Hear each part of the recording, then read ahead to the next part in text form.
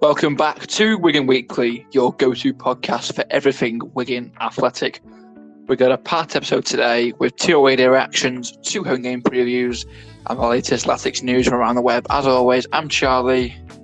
And I'm Curtis. Let's get straight into it with the reaction to Crawley away. Yeah, let's get straight into it. So, Crawley away on Tuesday the 18th ended Crawley Town 1, Wigan Athletic 1. We took the lead and through Dale Taylor in the 39th minute, and they equalised 3 minutes later through Charlie Barker. What was your initial reaction, Kurt? Well, when I saw the notification on my phone that we were 1-0 up, I thought, well, that's surprising. We've scored a goal, considering, there was a stat that came out this week showing that out of all the teams in League One, we've scored the least amount of goals. I was surprised to see that, but then I was very disappointed 3 minutes later to see that they got an equaliser. But it's been expected. It's happened a couple of times this season. Like the Burton game and stuff like that. But what really topped it off is when I saw these notifications about that we'd scored again, to then find out that Dale Taylor was offside twice. I'm very disappointed by that, but it's another point on the road. It's better than nothing, and if we can keep adding these points up, we should hopefully not end up in that drop zone. Yeah, absolutely. Very infuriating to see Dale Taylor scoring 2 and both being disallowed. In terms of the match stats, looking back now, in terms of shots, we had 28 shots and only 4 on target. That is just appalling. It just really shows how unclinical we are. Yeah, one in 7 of that is just not good enough. Yeah, definitely. And then possession was very close, 48-52. Passing, 395 passes to 396. That is incredible. Proper right down to the wire. But yeah, in terms of, it's a result that obviously put us 17th, didn't it, for the time being, and not really ideal. I mean, obviously, we're getting further and further away from relegation zone, but only 7 points. It's a bit nerve-wracking, do you think? Yeah, it certainly is, especially when I was looking at next month's fixtures, and we're certainly going to get a run for our money, that's for sure. Yeah, we are, definitely. Anyway, so man of the match for the Crawley game, I think it was quite obvious, wasn't it? I think personally, I'm going to say Melissa Asamoah. He was on bench, but he certainly kept the seats warm. So, yeah, I'll go for Asamoah. Jokes aside, yeah, very obvious who it was. It's Dale Taylor, no doubt about it. Yeah, very good. I mean, just unlucky with the offsides, but it is what it is. It sounds like he put a good shift in, but obviously we weren't there to, see that. But from what we've seen online, it sounds like he did a good job. Yeah, we did. But again, the chances, the amount of chances and the unclinicality, not good enough for us. But yeah, that's not good enough from the team. But I think we've always had a struggle with the attacking side of things this season. Yeah, definitely. But not much more to really comment on the Crawley game. Wasn't the most entertaining of games. And I think with that, we should move on to the Wycombe game. Yeah, let's do that. So another away game and another draw. Another point on the road. Yeah, however, though, I'm very happy with this point because Wycombe are in form. I was expecting us to get beat, to be honest. So we kept them. We kept them. Same here. 12 shots, but only 3 on target. So they weren't very clinical. Then again, though, we didn't really have many chances ourselves. 4 shots, 1 on target. Not very clinical again. But possession was quite close. So was passing accuracy and passes made. So we certainly weren't too bad. We did go for it, but yeah, I suppose it is still could have done a bit more maybe, but I will take that. And what do you think, Eddie? Yeah, I think, you've sort of summed it up. They're in the automatic promotion spots, and, we were lucky to, get a draw. And I think obviously we put a bit of a dint in that now. So, they've dropped 2 potential extra points. So it should certainly make the automatic promotion spots a bit more competitive for the teams below and near Wycombe. But yeah, I think, we didn't have many chances. So to actually keep a 0-0 result, I think is quite good. And a lot of fans online seem to be happy that we've got this point, considering the circumstances. Yeah. What I was going to say was who would be man of the match, but On the note of that though, I don't really know if we can because personally, I mean, we didn't watch game, haven't watched highlights yet, so and there's no goals, so I can't really narrow down who will be man of the match. No, I think we'll have to leave that one out. But next week we need to make sure we get on top of putting the polls out on the website for the audience to vote on. Because what we started doing, I don't know if we mentioned this in last week's podcast episode, is obviously on the website. We'll start to put man of the match polls on so people can get involved and have a say in what sort of we talk about and that. Definitely. Right, so I'm just looking at FOTMob because it does give you player ratings. So according to FOTMob, they reckon that man of the match should have been, well, yeah, according to ratings, it should have been Sam Tickle, which isn't a bad shot really, as he kept a No, clean sheet. So yeah, I think yeah, yeah, I've heard about him making a good few saves, so I think I could definitely get on board with that. Super Sam Tickle in goal. Okay, well, moving on then from that, we move on to Huddersfield Town coming up on this Tuesday. Back at home, back at the Brick again. It feels like we've been to the Brick more than we ever have really at the moment. I think. Yeah, I think with this season, it's one of them. It's like we've had big spells away, and then it's like we've had a couple of times where we've had about 3 games in the space of a week, and that's the way it's going next week. We've got 2 games in a week, and then we'll have like a week or two's break, and then we'll be back for the odd game, and yeah, before you know, it'll be the end of the season. Yeah, well, yeah, this season certainly has flown by. It felt like it was only Yeah, July yesterday. Now it's already bloody end of Feb nearly.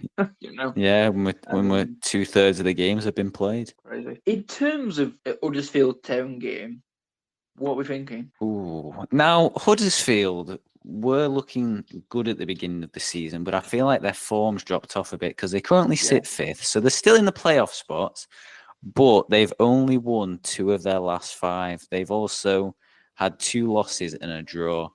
Yeah, 9 points from the automatic spot. It's not looking great. Still good chance of getting that playoff place though. However, they've got obviously this threat from Leighton Orient, Charlton, Bolton, and Reading. So it's going to take a big push from Michael Duff and his boys. But yeah, I feel like this is a game.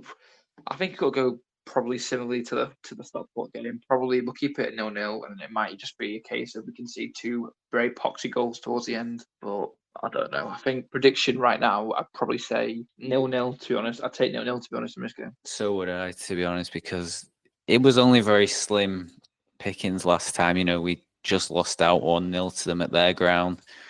Yeah, definitely. I mean, historically, we've always had a good sort of run in against them. I was going to get the overall stats up, but my computer's being silly. That's fine. I'm looking at players to watch out for. Obviously, we've got we've got Dion Charles up front, who hasn't got off to the greatest start since joining from Has he actually scored any since going there? I don't know, I feel like surely he has. Surely. I'm thinking he must have done, but I haven't heard anything about it, so I'm just curious. Here we go. I think I've got it up now. If it wants to load. If you look what Huddersfield though, is I felt we were quite unlucky last time we played them because we defended it well. We just couldn't quite find that goal, but we certainly weren't the worst team in the last meeting at the St John Smith Stadium. No, so with Dion Charles, he's played 8 matches for Huddersfield. He's had 1 yellow card, but he hasn't scored any goals. Well, he's certainly got to a great start. Yeah. So who are you saying that we should watch out for on Tuesday? In terms of Huddersfield, I think Lee Nichols, who is first choice goalie for them, he is a former Wigan man. He came through our academy. He was first choice for us as well. Well, he was a first and second choice for a little bit of time. I think it was 2015, 2016 he left.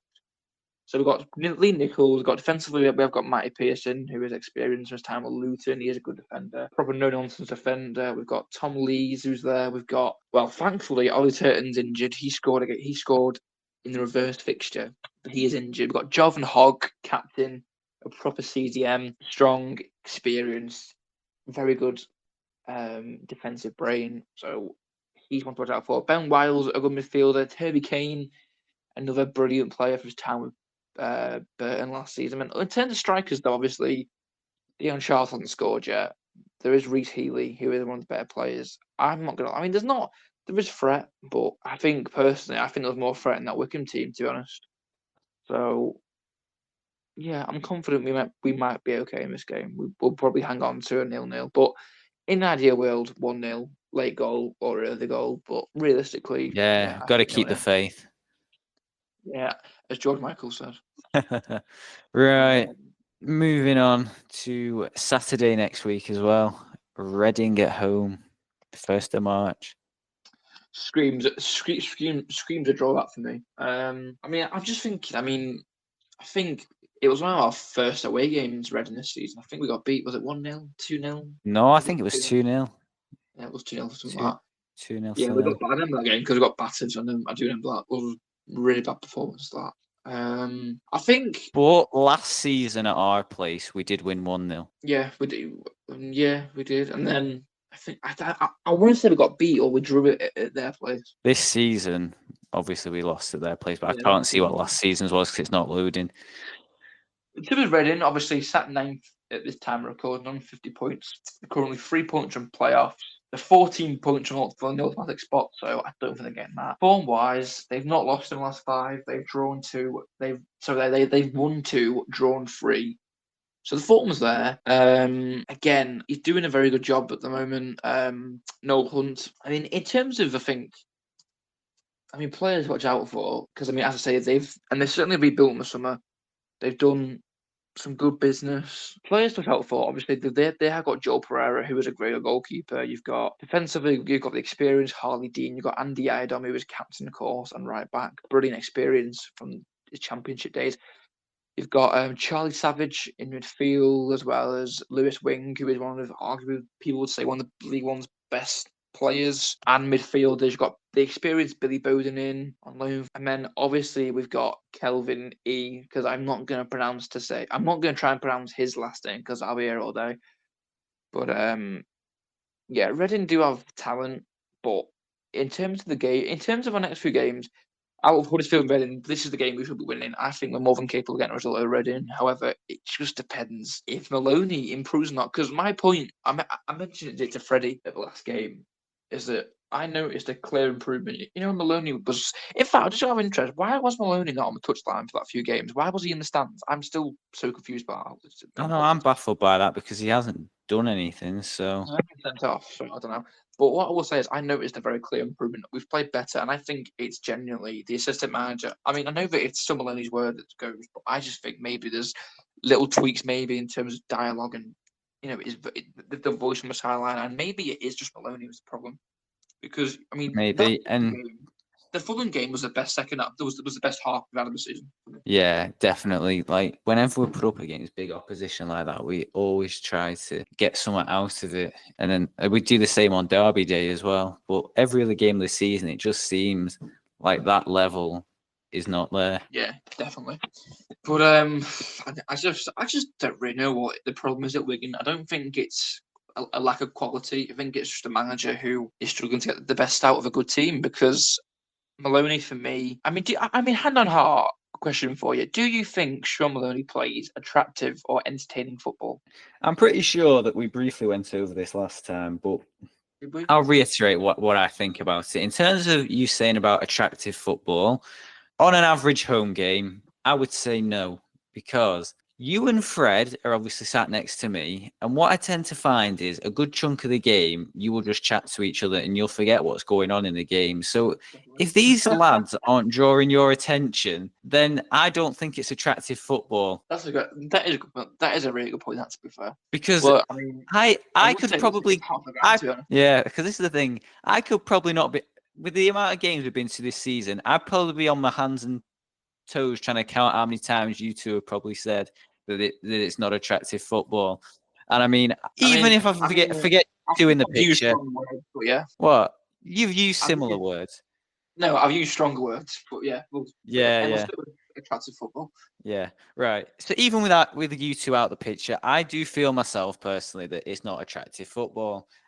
Like you say, we've seen attractive football at the Bolton game and the second half of the Fulham game. There's definitely potential there, and I've said it last time, and I'll say it again. I just don't think Sean Maloney gets the best out of our players, especially when you think of the likes of Charlie Kellman, and who else was it? Lang, I think he's a good example. Yeah. Yeah, Lang's a good example, yeah. But unfortunately, he's injured for Portsmouth at the minute. Really? Didn't actually know Yeah, that's fresh news this week. that. A player that, you know what? Speaking of injuries, I didn't actually realise that James Carragher was injured. Do you realise? Like, he's not injured, but he's ill, I think. Yeah, I knew he was ill the other day, but Well, yeah, I don't think he's he injured. didn't start today. He was on bench, so I think he's still ill. Yeah, So he's well, probably. hopefully he'll be back next week. I don't know. I've got a feeling it'll probably be a doubt, to be honest. Yeah, but I mean, if he's not injured and it's just a bug or something, then it might not be too bad. Yeah, definitely. But Just have to wait and see how it goes. yeah, it's all about waiting and seeing. Yeah, time will tell. That's what they always say. So yeah, I mean, I think moving on. Any online discussions or any online news you found that are of an interest, Curtis? Yeah, we've had quite an eventful week this week. We'll take it back a notch. We'll start with, I think this happened the day after we filmed last week's episode, and it was the under-18s being the first fixture at the Everton's new stadium for the test event in front of 10,000 people. Yeah, obviously Harrison Rimmer scored the first goal, making history, and a very interesting celebration to go and annoy the Everton fans, which I'm all for because it's great to see a bit of shithousery. But yeah, it was very entertaining to watch, I must say. Yeah, I thought you'd like to bring that bit up, but yeah, it's certainly history making. Scored the first goal, first win there, and I mean, a lot of Everton fans are like, "But it's a test event; it's not a real league game. It doesn't matter. It's still a fixture that's happened there."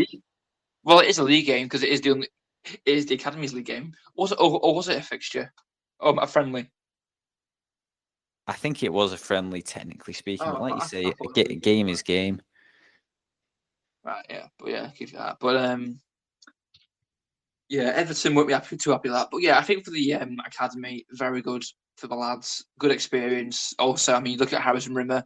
He got a lot of online attention from many sports and journalists and outlets, such as the BBC. They did an article about him, so that's good for him. Bit of publicity. a bit of free publicity for the club, so you can't complain about that. Yeah, certainly can't. But yeah, I think that's the main sort of news this week.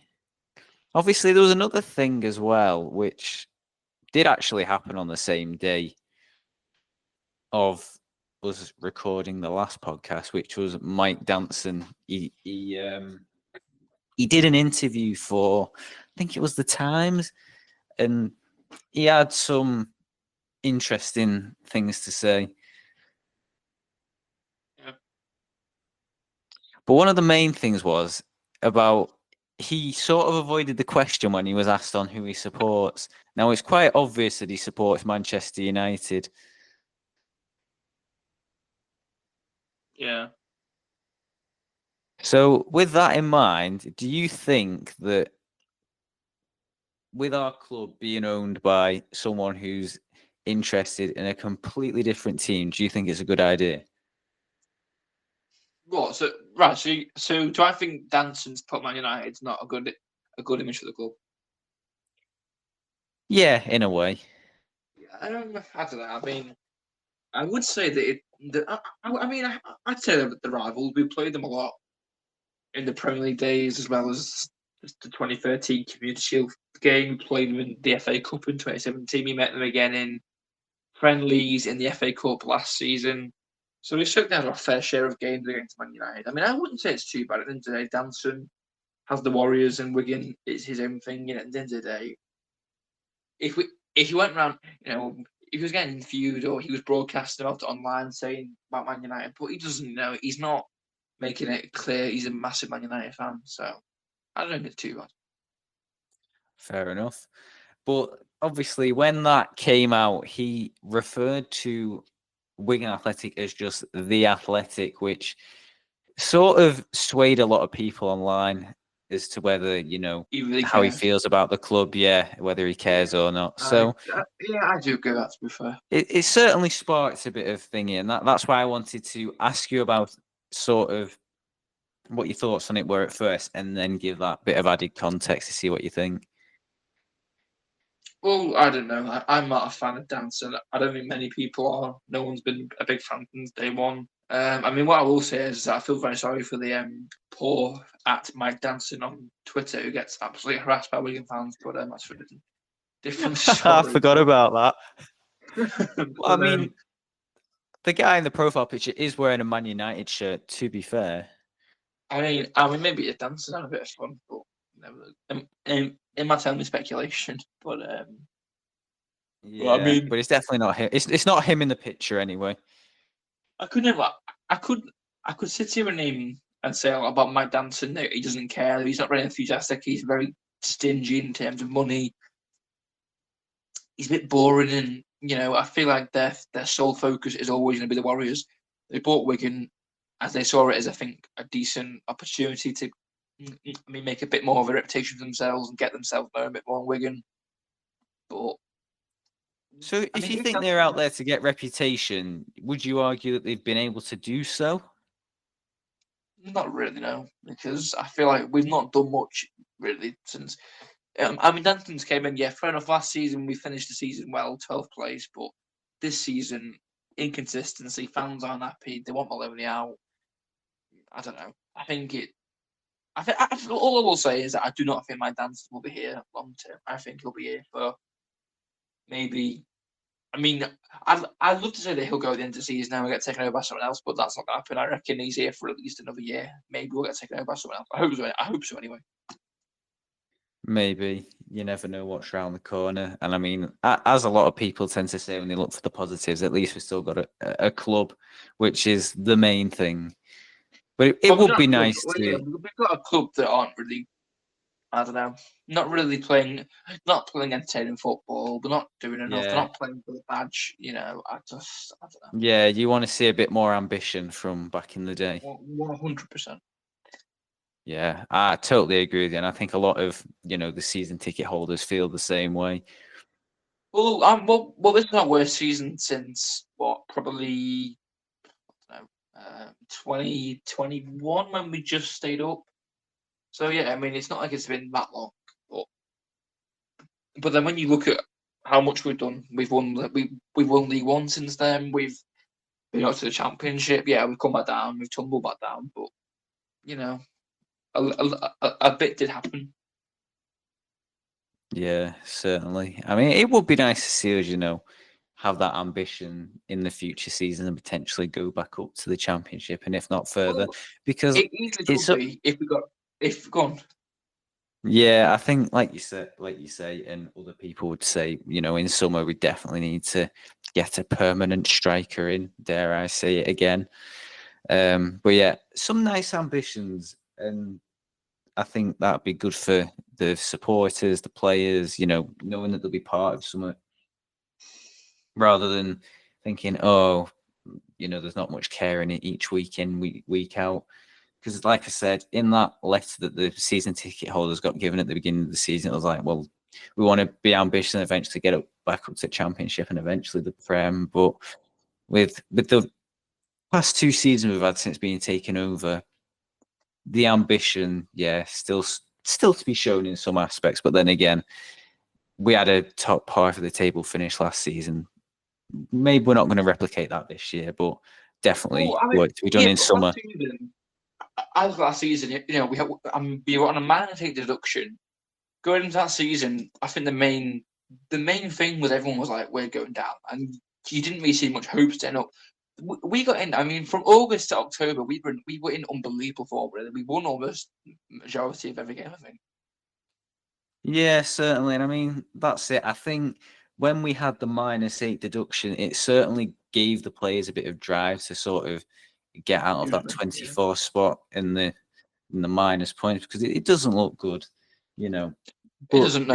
Certainly, last year's squad, hands down, and everyone knows it was definitely better than this year's. And it's just a shame that we let so many of them go.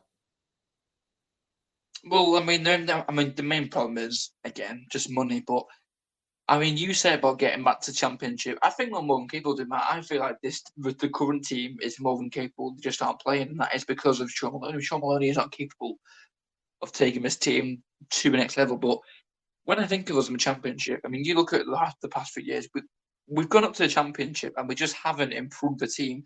We're playing a League One team in the Championship, and it doesn't work because you go. I mean, we can't get into form. We finish right bottom every time we go up. It's just the same continuous sort of circle, isn't it, really? Yeah, I'd rather have a stable team when we go up rather than changing a load of faces like we currently do.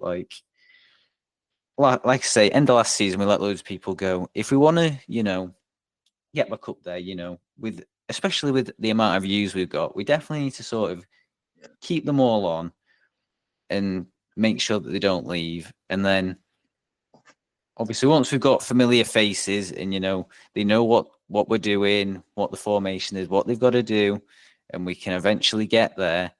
If we still have them in their contracts by the time we say we get promoted, it'd be great to have that consistency, still have them there, but then also try and bring in some other players. Yeah, definitely. Okay, well, on that note, I think obviously we're coming towards a close now. What I want to do, I sort of want to talk about. I'm on transfer market looking at the team, so I'm going to go for each player, and I want you to just sort of say what you think will happen or what we should do with each player. Keep, sell them, or will they go? That's okay. Right. So you might have to tell us when the contract's up as well. Okay, right.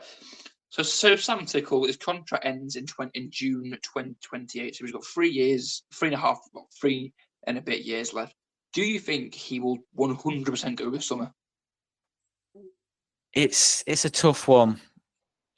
Part of me thinks, yeah, he will, but then some of me thinks, well, he had the opportunity in summer from Arsenal and probably had them from other clubs as well, but he said, no, because he knows full well that at his current age, he's young, he won't be first choice, and he's still got things to prove. I personally think if that mindset stays in summer, which I think it should, because there's been a good couple of games recently where he's conceded some not so great goals.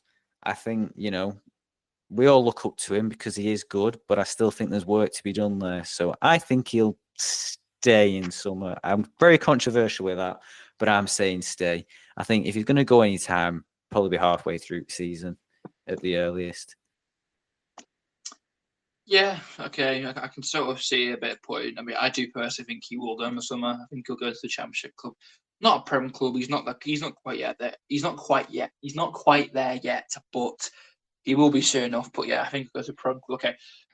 Yeah, I mean, I do. Like I said, I wouldn't fully put my money on it, but I definitely do think that it's one that's open for discussion. We could be here all night, but it's what it is. We'll just have to wait and see.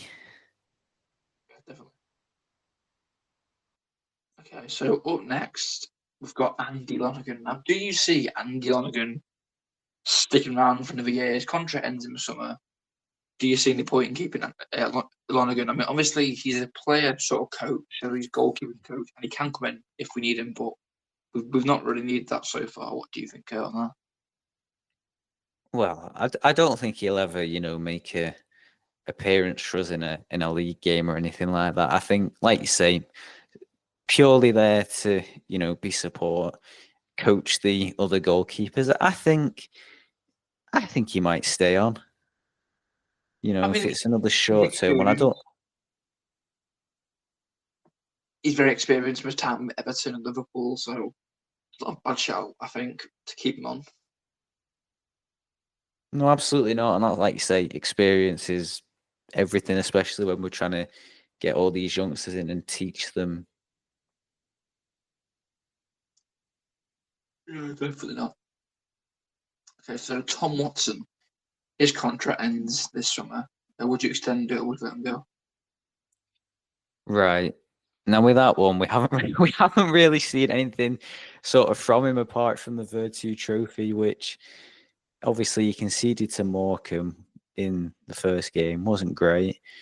But then in the third game against who was it now? Nottingham Forest under 21s, he did do all right in the penalty shootout. So I give him credit where he's due. He's not too bad, but he's certainly not on Sam Tickle's level. I think if he wants to continue his development, I think, there'd be a good place and facilities for him to do it here, especially if you say like Andy Lonergan does stay on. But if he doesn't, then, it might mean that he might move on as well. Yeah, I think with him there, the problem is that, if Tickle goes and he goes, that means we've got to find ourselves a new first and second choice goalkeeper. So that would be quite tough. Certainly. That's the thing. Would Watson be comfortable being a first choice league goalkeeper?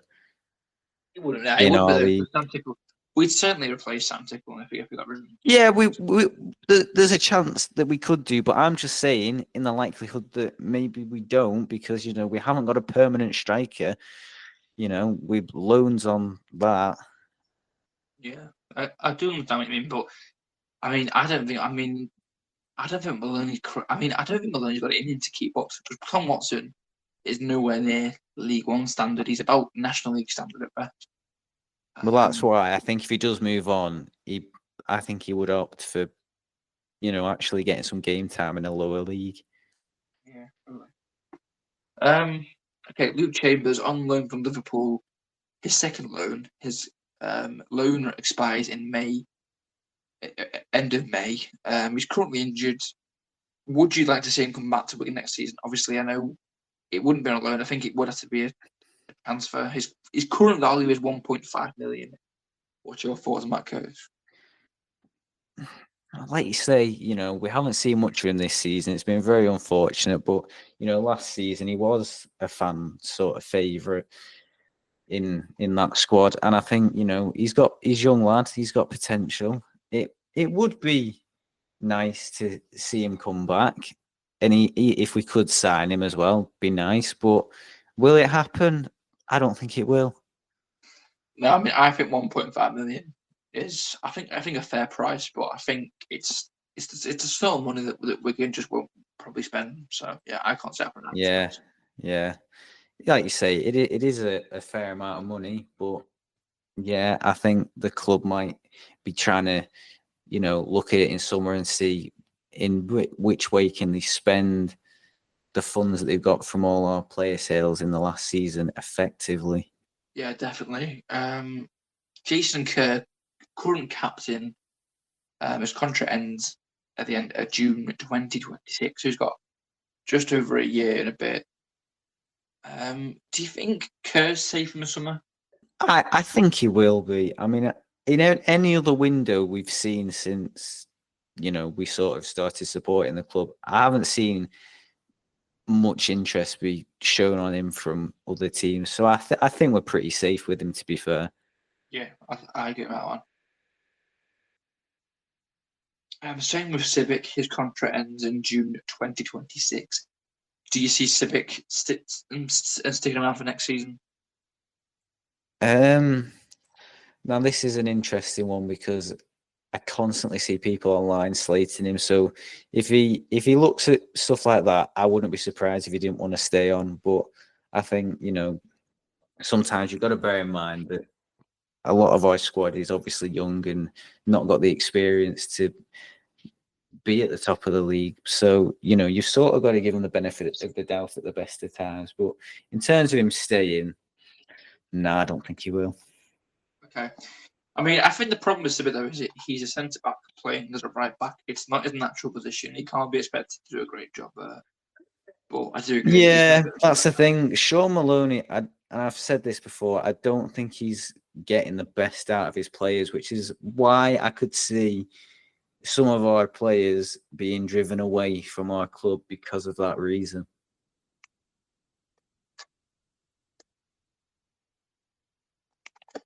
Yeah, I think Civic and Maloney has his reasons, but yeah, not good enough really.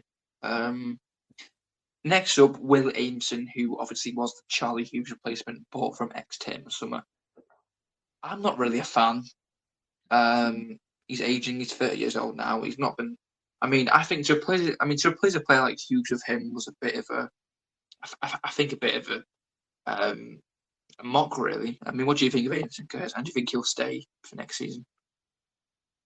I mean, like you say, if he's getting on a bit, I don't know. I'd certainly be thinking he might be nearer to the time of him calling it a day. So I don't think he'll stay on.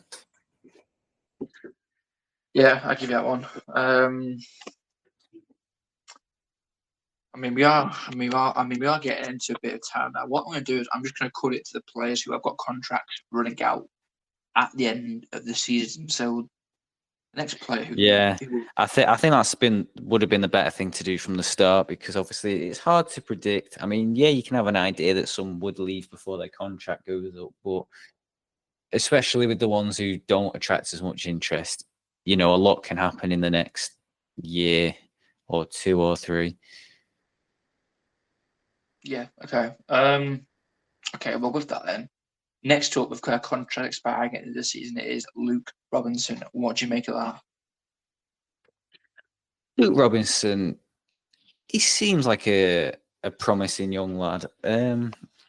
It'd be a shame if he did decide to go, but it's one of them. It is what it is.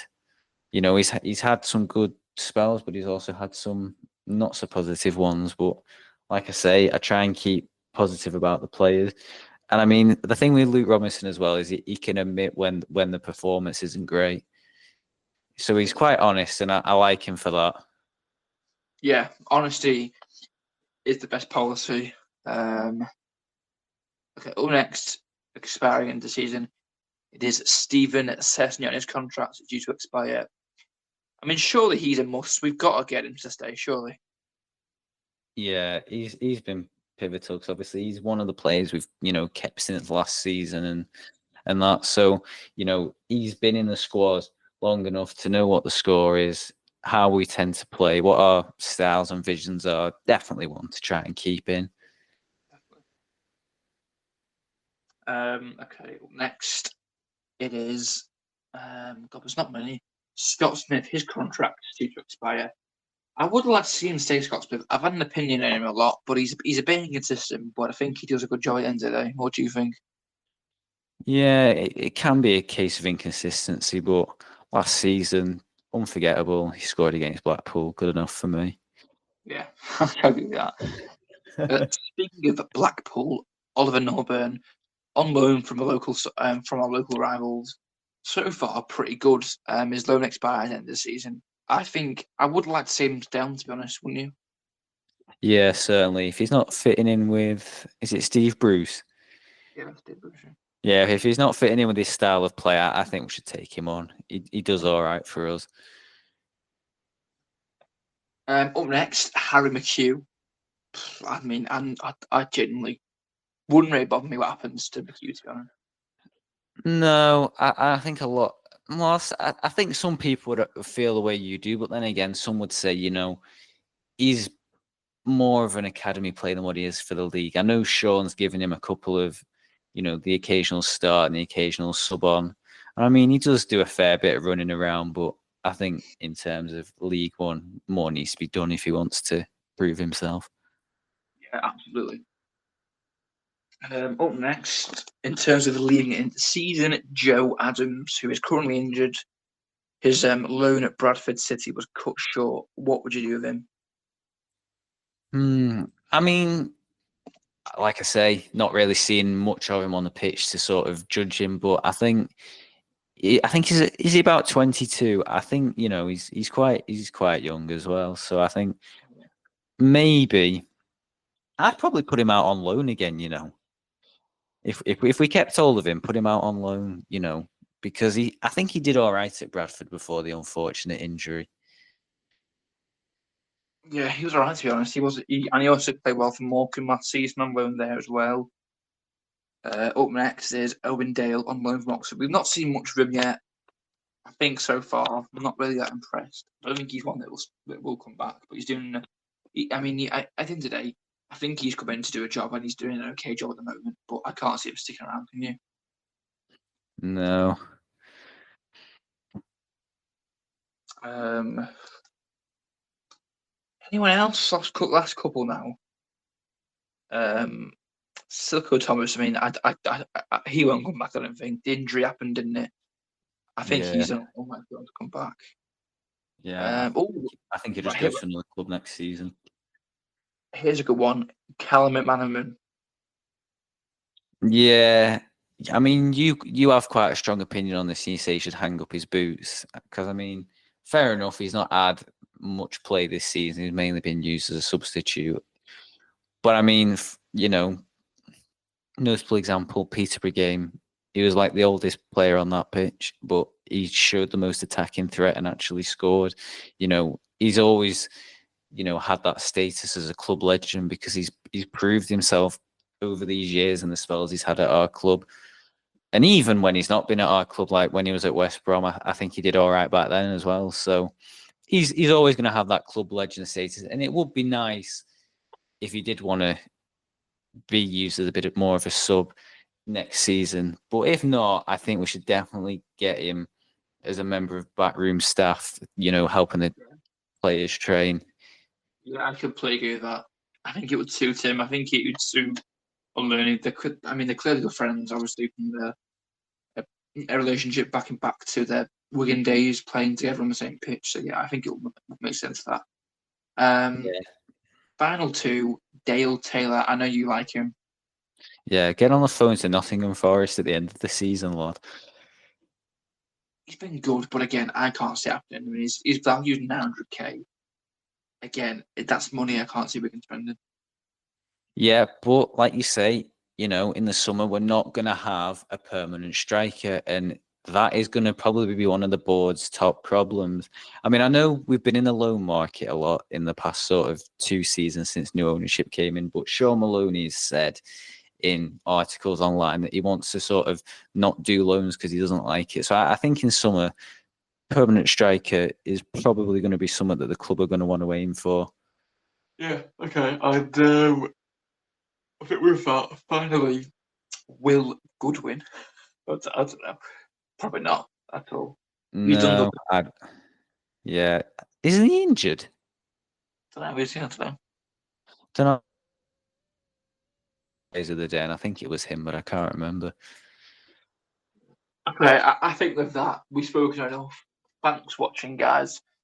Have you got anything else anything to add, Curtis?